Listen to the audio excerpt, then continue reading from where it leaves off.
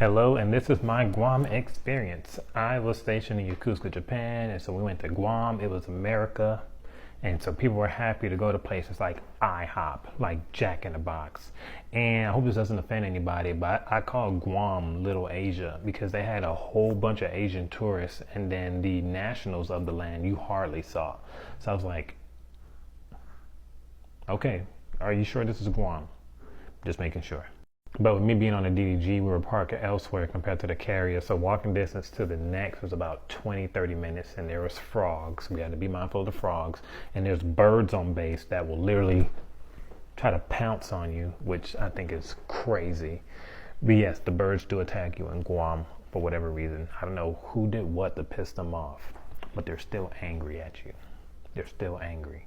But the Next itself was big. It was huge. And a lot of people got SIM cards for their phones, read up on supplies and whatnot. But predominantly on base, that was about it. The base itself was huge and wide, which you could see the housing and just like a little secret little beach area, which was pretty cool. We had a command party there. But out in town, I always tell people, hey, I'm a boring Liberty buddy. So if you're trying to go to the strip club, get tattoos, get beers, that's not my thing. I don't mind getting Wi-Fi, trying out something new to eat, maybe going to IHOP because I haven't been to IHOP in a while because I was in Japan.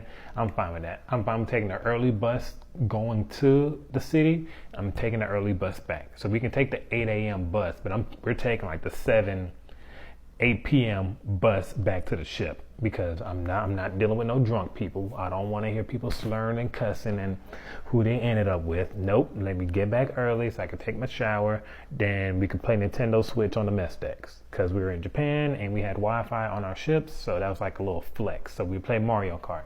Did I win? Yes, I did. Sometimes. The beaches were cool. I didn't go to the beaches that much because most people there were half drunk anyway. But the times that I did go, the beaches were great. So I highly, highly recommend if you're a beach person to go. I was more of the Wi-Fi, read, call my wife, make sure everything's good type person. I went to the mall that was kind of down the road from Jack in the Box because they had Cinnabon there. And it had some good stores there too. So and it had GameStop there.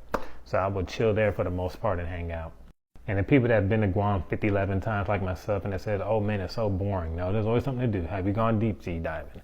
Have you gone to like the Air Force base that's on the other side of the island? I only found out about it because I got lost. That's duty driver. So there's a good amount of things to do in Guam. You just got to have an open mind to it. But that was my experience with Guam. Would I go again? Yeah, it was nice and chill. Just don't take the taxis because it's like $70 to get back to base. But how rude of me.